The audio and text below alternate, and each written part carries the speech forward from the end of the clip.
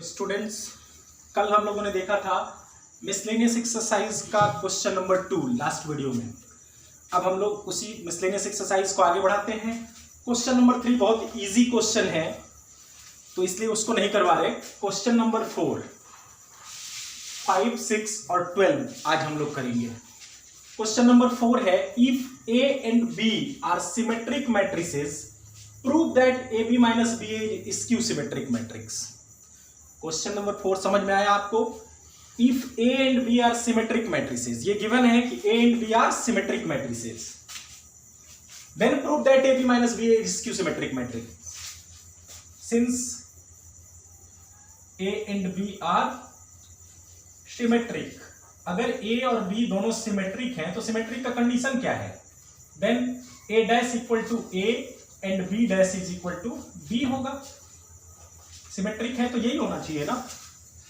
अब देखिए, हमको प्रूव करना है A B minus B A skew symmetric है, तो स्क्यू सिमेट्रिक की पहचान क्या है, आइडेंटिफिकेशन क्या है, कैसे प्रूव करते हैं? ए बी माइनस बी ए का डैश निकालेंगे, अगर इसके निगेटिव के इक्वल आ गया तो ये क्या होगा? स्क्यू सिमेट्रिक होगा।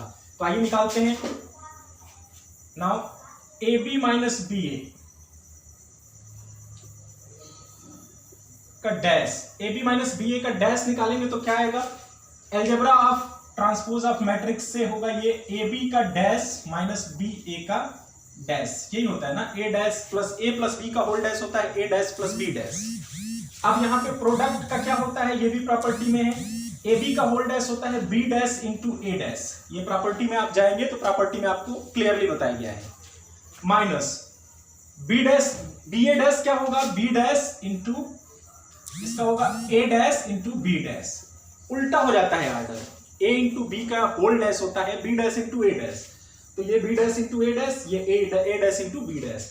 अब चूंकि ये दोनों ही क्या है इक्वेशन 1 से, ए डैश ए के इक्वल है बी डैश बी के इक्वल है, तो हम यहां पर लिख सकते हैं B A minus A B.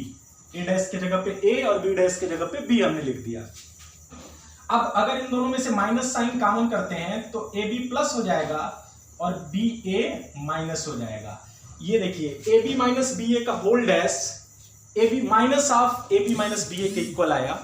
इसका मतलब क्या है? ये स्क्यू सिमेट्रिक है। A B minus B A is skew symmetric. देखिए कितना इजीली हमने इसको प्रूव कर लिया, प्रूव्ड। तो इस तरह से थोड़ा सा आप अपना कॉमन सेंस का यूज करोगे और अगर आपको प्रॉपर्टीज मालूम है तो इस तरह से इजीली, देखिए हम लोग कितना इजी वे में इसको प्रूव कर लिए। बस आपको ट्रांसपोज ऑफ मैट्रिक्स और भी जितने भी स्टैंडर्ड रिजल्ट और प्रॉपर्टीज बताए गए हैं उनका ध्यान रखना है, उन्हीं का ध्यान रखते हुए हमने इसको इजीली प्रूव कर लिया। अब क्वेश्चन नंबर 5 देखते हैं। क्वेश्चन नंबर 5 है, show that the matrix B dash A B is symmetric और skew symmetric as A is symmetric और स्क्यू सिमेट्रिक। मींस ये कह रहा है क्वेश्चन कि B dash into A B symmetric होगा अगर ए डैश ए सिमेट्रिक होगा, और ये स्क्यू सिमेट्रिक होगा अगर ए स्क्यू सिमेट्रिक होगा। मतलब ये ए पर डिपेंड कर रहा है, ए सिमेट्रिक होगा तो ये B dash into A B भी सिमेट्रिक होगा, अगर ए स्क्यू सिमेट्रिक होगा तो B dash into A B भी स्क्यू सिमेट्रिक होगा। आइए देखते हैं, पहला केस लेते हैं सोल्यूशन में। व्हेन ए इज सिमेट्रिक, अभी हम ए को सिमेट्रिक सपोज करके और स्टार्ट करते हैं, देखते हैं सिमेट्रिक आता है कि नहीं।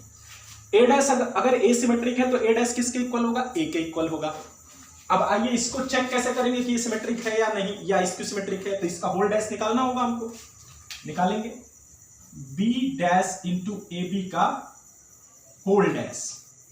जब इसका होल डैश निकालेंगे तो ये आएगा ए बी का whole dash into B dash का डैश, यही होगा ना। हमने कहा था कि प्रोडक्ट में क्या होता है, बाद वाला पहले चला जाता है और पहले वाला बाद में, यानी ऑर्डर चेंज हो जाता है। ए इंटू बी का होल डैश होता है बी डैश ए डैश, तो B dash into A B का होल डैश है तो ए बी का whole dash into B dash का डैश हो जाएगा।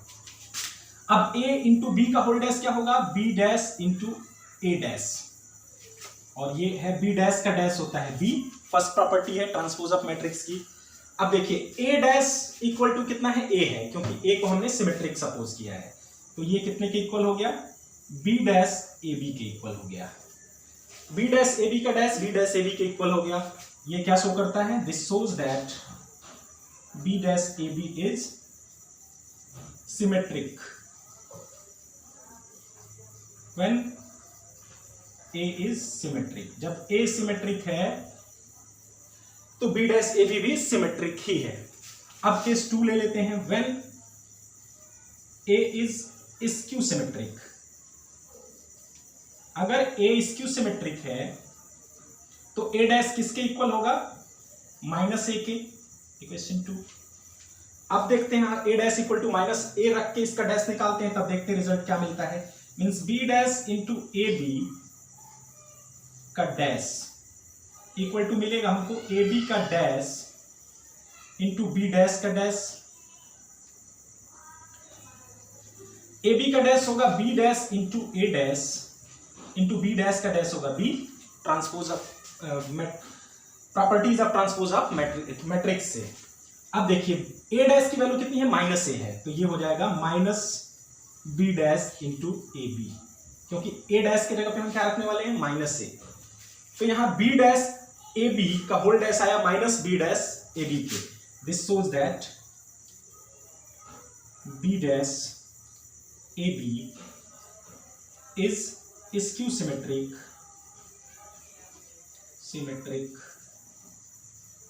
When A is skew symmetric, और यही हमको प्रूव भी करना था। Symmetric proved. देखिए कितना इजी वे में इसको भी हमने प्रूव कर लिया, बहुत इजी क्वेश्चन था। अब क्वेश्चन नंबर 6 की बात करते हैं। क्वेश्चन नंबर 6 इजी है, फिर भी मैं इसको थोड़ा सा स्टैंडर्ड इसका ठीक ठाक है क्वेश्चन का, इसलिए इसको भी करवा देता हूं। Find the values of x, y and z if matrix A is equal to given है 0 2y z x y minus z x minus y z, satisfy the equation a dash into a equal to y। अब अगर a given है तो a dash हम निकाल सकते हैं। Solution में देखिए a गिवन है, a डैश निकालेंगे, रो और कॉलम को इंटरचेंज कर लेंगे, ट्रांसपोज निकालना है। फर्स्ट रो को हमने फर्स्ट कॉलम बना लिया, सेकंड रो को सेकंड कॉलम, थर्ड रो को थर्ड कॉलम। और सेम ऑर्डर का आइडेंटिटी मैट्रिक्स हमको पता ही है 1 0 0 0 1 0 0 0 1, और गिवन कंडीशन के अकॉर्डिंग जो जिस इक्वेशन को सेटिस्फाई कर रहा है उस इक्वेशन में हमने पुट कर दिया a dash into a equal to y। यहाँ a डैश की वैल्यू हमने रखा इंटू यहाँ a की वैल्यू और यहाँ i की वैल्यू। अब इन दोनों का मल्टीप्लिकेशन करना है। मल्टीप्लिकेशन आइए करते हैं। देखिए जैसे मैट्रिक्स का मल्टीप्लिकेशन आपको अच्छी तरह समझाया गया है। फर्स्ट रो का फर्स्ट कॉलम में करेंगे तो 0 into 0 0, x into x x square plus x into x x square, ये हो गया 2x स्क्वायर। फर्स्ट रो का सेकंड रो में करेंगे तो देखिए 0 का इसमें होगा 0, x का y में होगा प्लस xy और फिर माइनस xy यहां होगा, तो ये भी क्या हो जाएगा 0, xy माइनस xy 0 हो गया।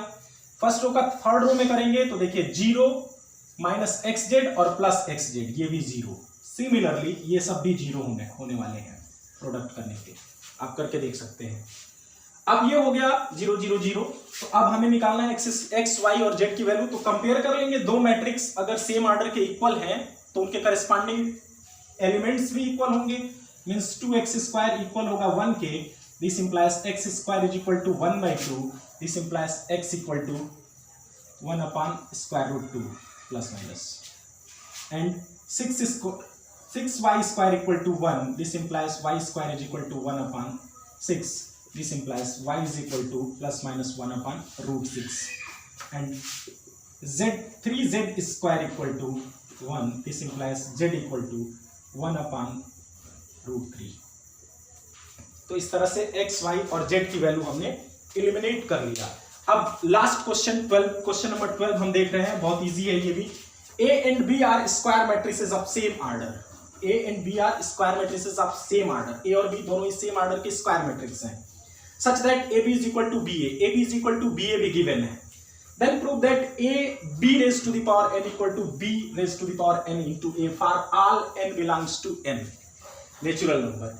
ये प्रूव करना है हमको, और पावर क्या है, नेचुरल नंबर है। तो जब भी नेचुरल नंबर पावर आ रहा हो तो उस स्टेटमेंट को हम कैसे प्रूव करते हैं, बाय मैथमेटिकल इंडक्शन मेथड। तो मैथमेटिकल इंडक्शन मेथड का यूज करके इसको प्रूव करेंगे हम। तो मैथमेटिकल इंडक्शन मेथड में हम यहाँ पे शार्ट में आपको हिंट दे रहे हैं, सिर्फ 3 स्टेप्स होते हैं। फर्स्ट स्टेप में हम क्या करेंगे, for n is equal to 1, इसको चेक करने जा रहे हैं। For n is equal to 1, n is equal to 1 हम पुट करेंगे देखिए हमारा स्टेटमेंट यही है, A B raise to the power n equal to B raise to the power n a। तो n इक्वल टू 1 पुट करेंगे तो left hand side में क्या मिलेगा, ए बी, और राइट हैंड साइड में भी क्या मिलेगा, बी